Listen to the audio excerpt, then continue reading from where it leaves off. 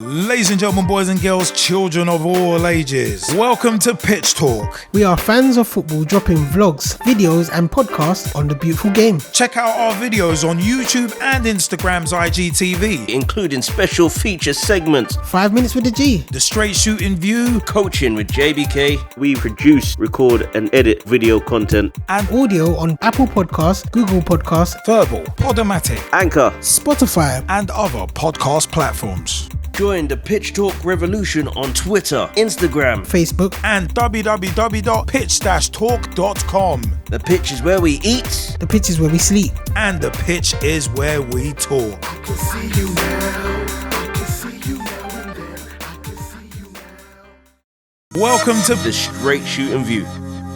Hey, what is up, everybody? My name is Straight Shootin LJA, and welcome to another episode of the Straight Shootin View. Now, of course, this month has been all about June 2022 and July 2022 has been all about the Women's European Championships.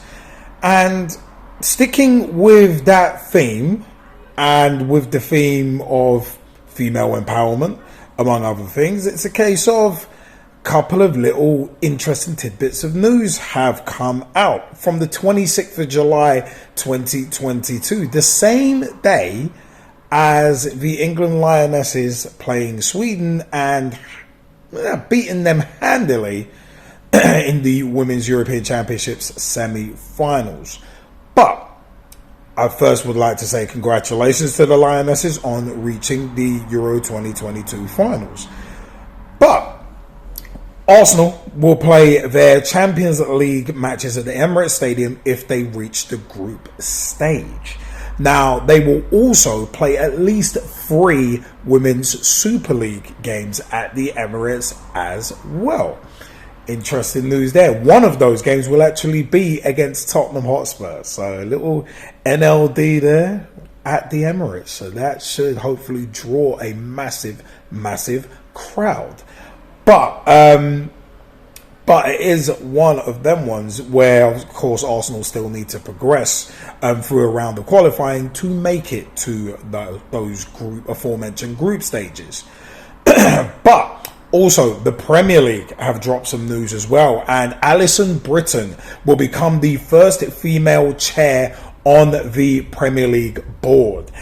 She's been a football fan since she was a child, and she is absolutely delighted to be appointed chair of the Premier League. That's a quote from Alison Britton.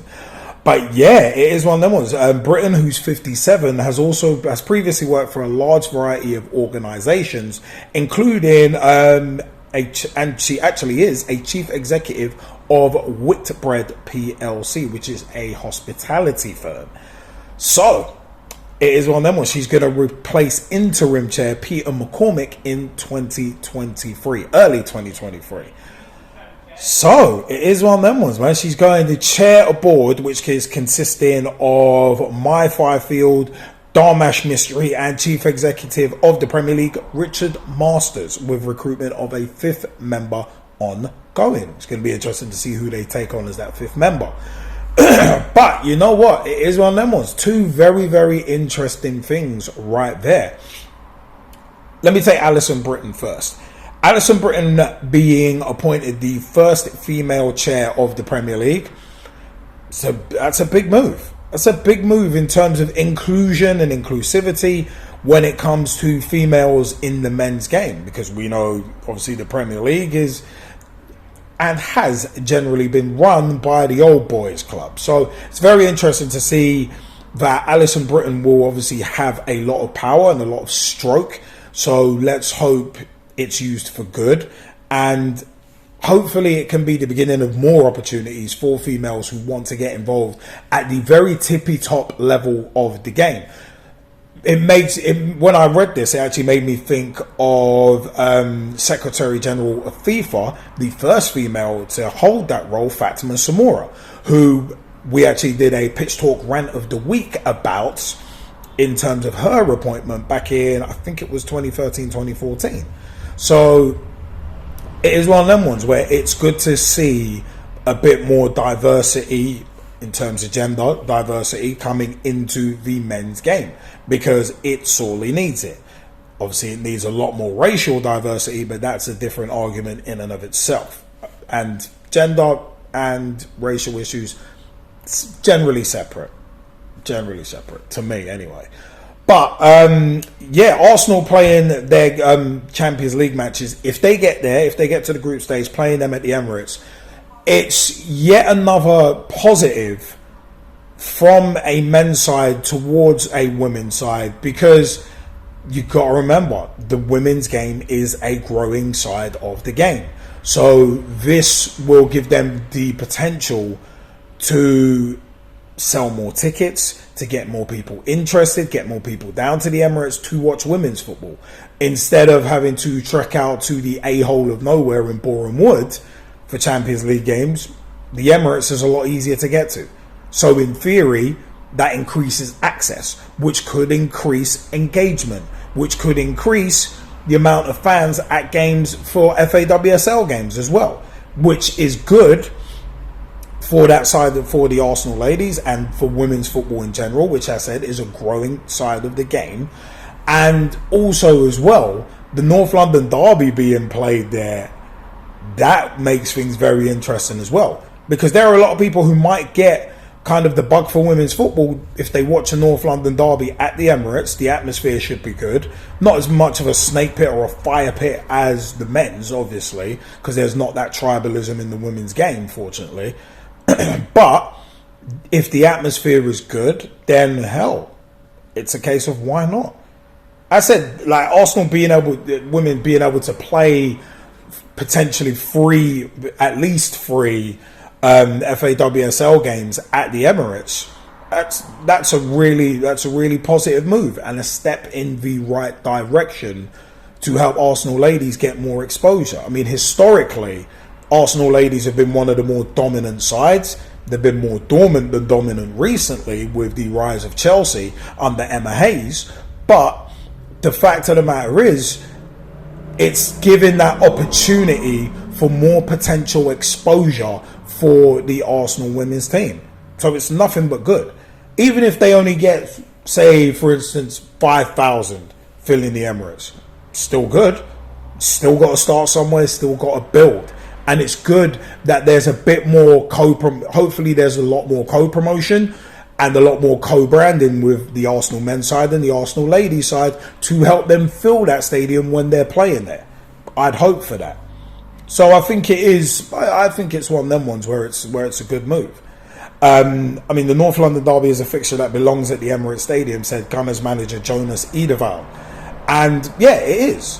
Whether it's men's, women's, whether it's under 18s, under 20s, whatever the case may be. So it is one of them ones where FA WSL games against Man United and Chelsea are also set to be played at the Emirates as well.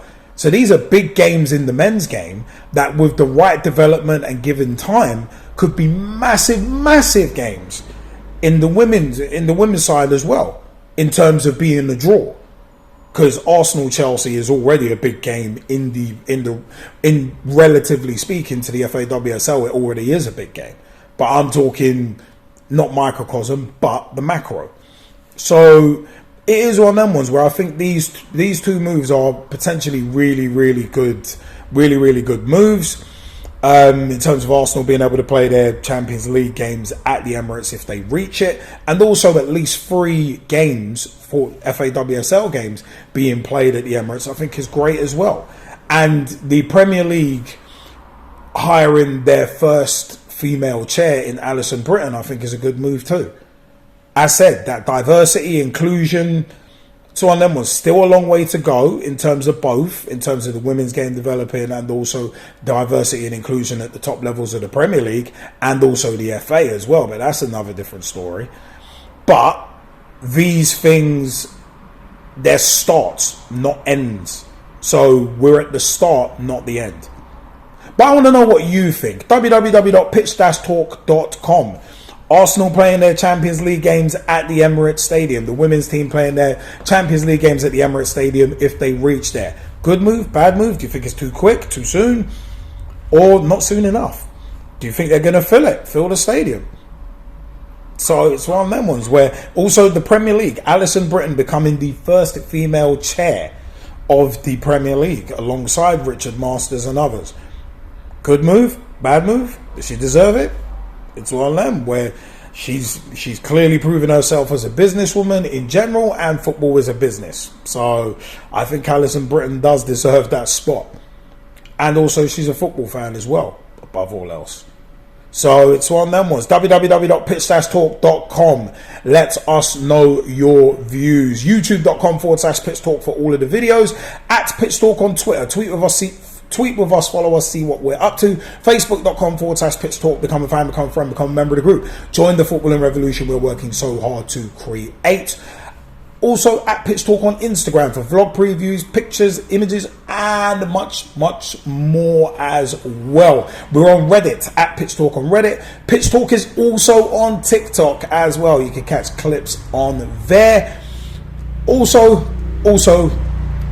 everywhere you need us, that's where we are in terms of a podcast. We're on Anchor, we're on Spotify, we're on Apple Podcasts, Google Podcasts, Player FM, Ghana, GAANA, Verbal, VURBL. Wherever you find your podcasts, you can find Pitch Talk. Tune in and catch our podcast as well. Give us a like, give us a subscribe. Let us know what we're doing right. Let us know what we're doing wrong, if anything. I have been Straight Shootin LJA, and until next time, take it easy, peeps. Thank you for your time on the Straight Shootin View. Bye-bye. Join the Pitch Talk revolution. Check out the official Pitch Talk website. www.pitch-talk.com. Ladies and gentlemen, boys and girls, children of all ages, welcome to Pitch Talk. We are fans of football dropping vlogs, videos and podcasts on the beautiful game. Check out our videos on YouTube and Instagram's IGTV, Including special feature segments. 5 minutes with the G. the Straight Shootin View, Coaching with JBK. We produce, record and edit video content. and Audio on Apple Podcasts, Google Podcasts, Verbal, Podomatic, Anchor. Spotify. and other podcast platforms. Join the Pitch Talk revolution on Twitter, Instagram. Facebook. And www.pitch-talk.com. The pitch is where we eat. The pitch is where we sleep. And the pitch is where we talk. I can see you now.